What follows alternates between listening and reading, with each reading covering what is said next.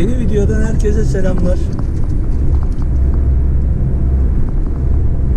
Bulgaristan'dayız. Dün gece biraz kabuslu geçti. Tuncay'la beraber biraz cebelleştik. Kar kabusu başladı artık. Biraz sıkıntılı bir akşamdı, geceydi. Vidin'de gümrüğü yaptırdık. Şimdi Lesova kapıya doğru, Bulgaristan'ın Türkiye'ye açılan kapılarından biri. Oraya doğru yolculuğa başladık. Artık bundan sonra herhalde kar manzaralarını sıklıkla göreceğiz. Ya şimdi şunu ifade etmek istiyorum. Kurban olduğum Yaradan yardımcı oluyor. Önce Yaradan'ın sayesinde, ondan sonra eşim, çocuklarım, sevdiklerimin duaları sayesinde, ondan sonra beni hiç tanımadığı halde sosyal medyadan Hüseyin abi gibi iyi dileklerini, güzel dualarını esirgemeyen herkese teşekkür ederim. Yani o sayede zorlukları atlatıyoruz diye düşünüyorum ben.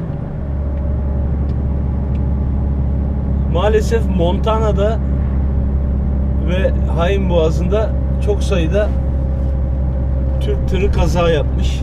Yolda kalanlar, kaza yapanlar dün gece kötüydü. Aslında bir sürü haber kanalı var, yani haber alacağımız kanal. Ama insanlar maalesef acele ediyorlar abi. Acele ediyorlar. O da kötü sonuçlar doğuruyor. Mesela Vidin'den çıktık. 10 kilometre değil yani. 5-6 kilometre sonra Romanya istikametine doğru bir tane Frigo tır sağa şarampole devrilmiş. Abi kapıya 5-10 kilometre yolun kalmış artık. Neden bu acele? Niye? Bilmiyorum. Ha, biz de acele ediyoruz bazen. Ama o riskleri minimuma indirerek. Velhasıl aldığım haberlere göre çok şükür herhangi bir can kaybı yok. Güzel tarafı o.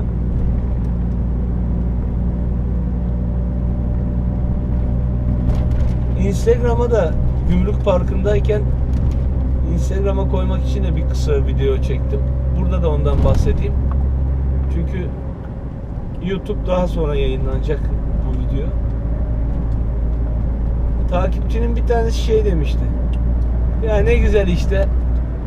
Otomatik arabanın içinde. Yani herhangi bir sıkıntı yok. Hem ülke geziyorsunuz, görüyorsunuz. Ya o kadar hafife alınan bir tabir ki bu iş için. Abi karşı karşıya yol, bak, gidiş dönüş yol. Büyük bir çoğunluk böyle. Bu işi, bu güzergahı çalışanlar biliyorlar. Romanya'nın, Bulgaristan'ın büyük bir çoğunluğu gidiş dönüş yol.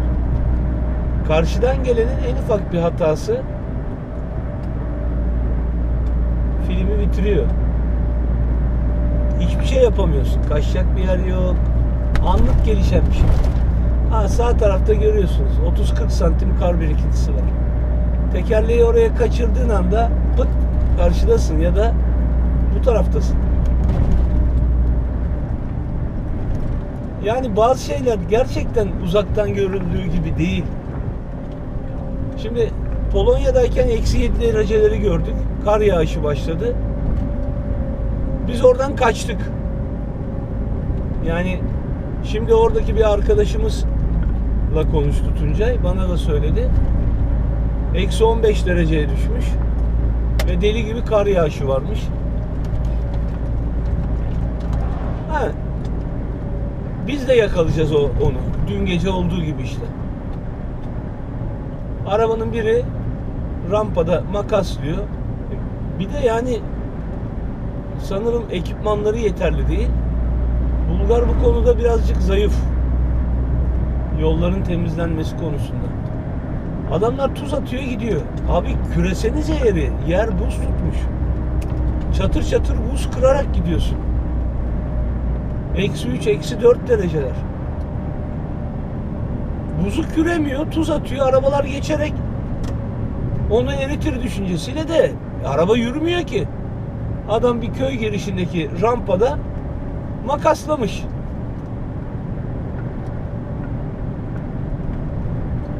Birkaç saat bekledik mecburen.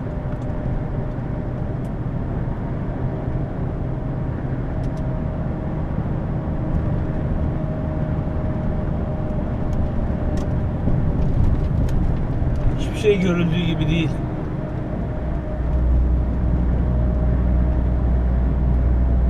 Bak geçen servis Biasko Biala'dan bizim merkezden takoyu kilometreyi sıfırladım. İzmir'e döndüm. Yükledim. Geri geldim. Yaptığım kilometreyi söyleyeyim mi size? Daha 2000 kilometreye, 1500-2000 kilometreye yakın yolum var. Şu anda 7183 kilometre. Yani bu videoyu izleyen insanlar şöyle kafasından bir süzgeçten geçirsin. 15 günde, 12 günde 7000 kilometre yol.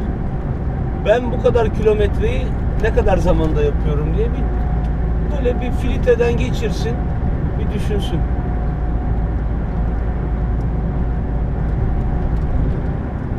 Birçok insan yılda yapmıyor belki bu kilometreyi.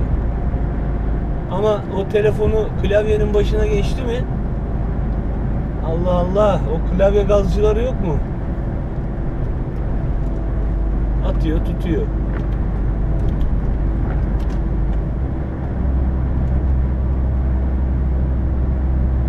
Görüldüğü üzere çok güzel açık bir hava var. Dün geceden sonra doğa kendini temizledi, arındırdı, açıldı. 0 derece, -1 derece gibi bir hava sıcaklığı var. Sabah karda kahvaltı yaptık. Tuncay dedi arabada yapalım. Ben dedim erkekliğe dedim laf söyletmem dedim. Kar varsa karda yapacağız. Elim ayağım uyuştu. Kahvaltıyı yaptıktan sonra arabaya kendimizi nasıl attığımızı bilemedik. Kahvaltıdan sonra bir kahve yapmışım. Kahvemizi içtik. Gümrüğümüzü yaptırdık. Böyle ince ince gidiyoruz. Tuncay'la aramıza 1-2 araba girdi. O aldı başını gitti. İleride bir yerde bekler yani o beni kesin. Kafa dengi adamla yol yapmak güzel. Normalde Tuncay'a da söyledim bunu. Normalde ben konvoy gitmeyi sevmem. Yani kimse kimseyi bağlayıcı olmasın. Herkesin sürüş, mola vesaire alışkanlıkları farklı.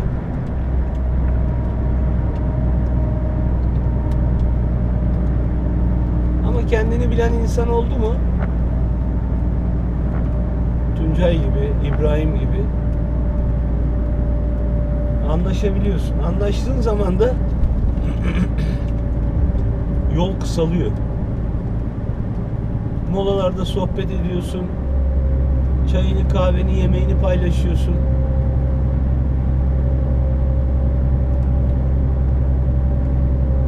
Atalarımız demiş ya, birini tanımak istiyorsan onunla yol yapacaksın.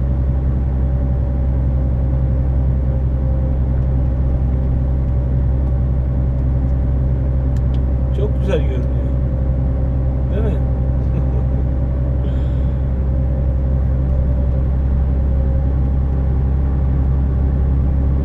Altyapısı da sıkıntılı Bulgaristan'ın. Abi internete, telefona en çok lazım olduğu zamanlar bu tarz doğanın insanlara kendi gücünü gösterdiği zamanlar. Dolayısıyla bu yamulmuş mu ya? Abi telefon lazım, internet çekmiyor.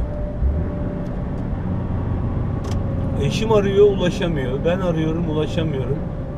Şimdi biz yoldayız. Yaşadığımız stresi biliyoruz. Ama evde bekleyenler eşin, çocukların da sürekli seni düşünerek acaba bir şey oldu mu? Ay kar yağdı mı? Ben mesela şimdi buradan itiraf gibi olacak ama bazı şeyleri filtreden geçirerek söylüyorum. Onun için burada videoda da biraz böyle yumuşatıyorum olayı. Çünkü yaşadığın her kötü hadiseyi, her kötülüğü birebir anlatırsan ya da üzerine koyarak anlatırsan o insanları da üzmenin bir alemi yok ki. Sen zaten çekiyorsun o çileyi.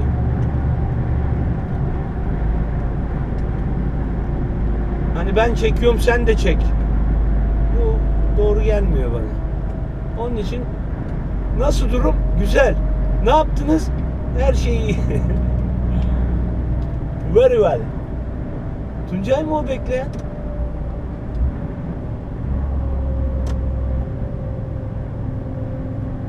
Değil, Frio.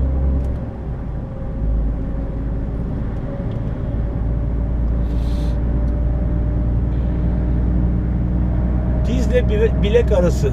Yani 20 santimin üzerinde bir kar var.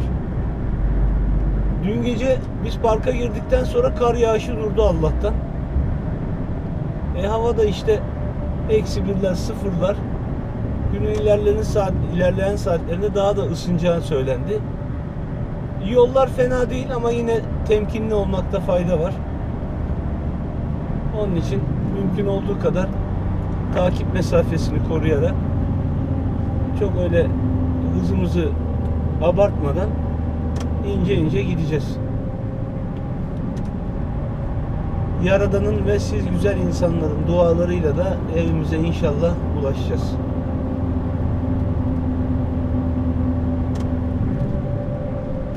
Ne güzel görünüyor ağaçlar üzerinde karlarla.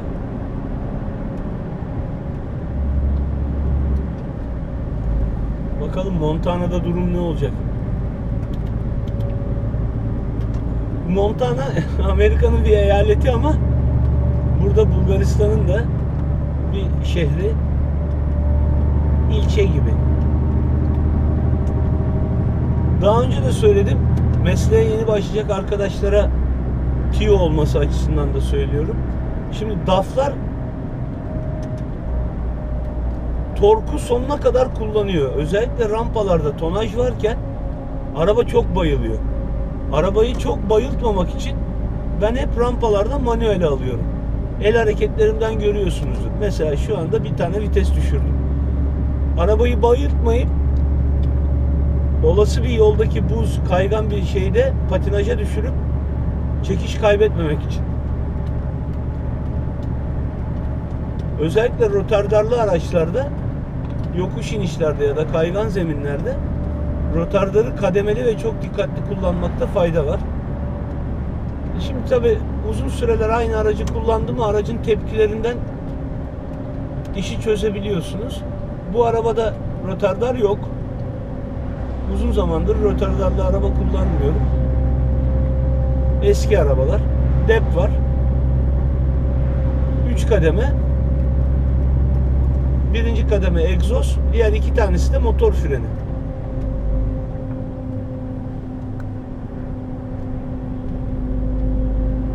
Yeni arabam bundan da eski. İnşallah depi falan çalışıyordur. Yoksa çok fazla frenlere yükleniyorsunuz. O da hem maliyet açısından hem de risk açısından. Bazı videolarda mesela çok hızlı çekiyorsun rotardarı falan diye yorumlar var. Keşke rotardar olsa da çeksek. Rotardar yok. Şimdi teknoloji ilerledikçe tabii daha da gelişiyor. Elektronik rotardarlar da çıkmaya başladı. Yeni modellerde onlar var hep. Ama dediğim gibi biz geri... Ya baksanıza ya. Güzelliğe bak. Ne kadar hoş görünüyor. Kaç dakika olmuş? 14 dakika. Bu güzellikleri de görün.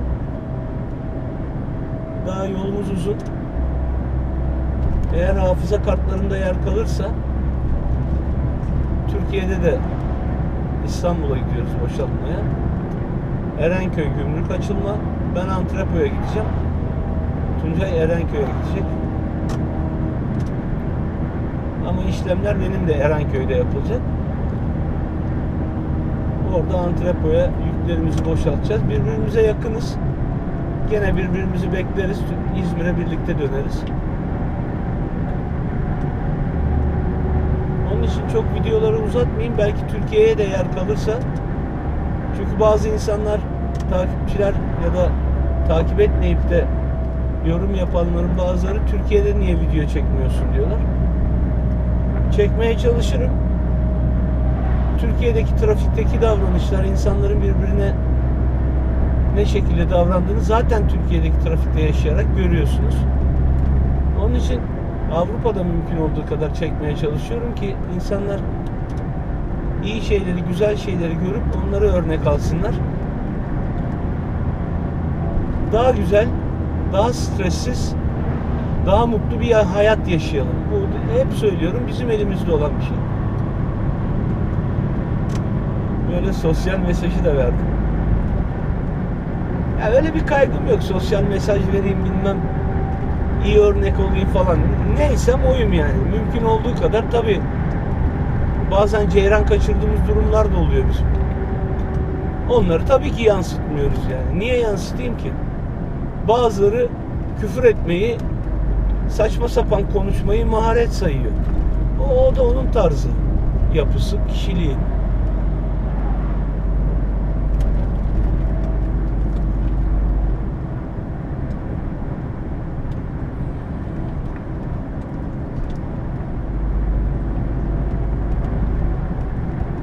Bu videoyu böyle sonlandırayım.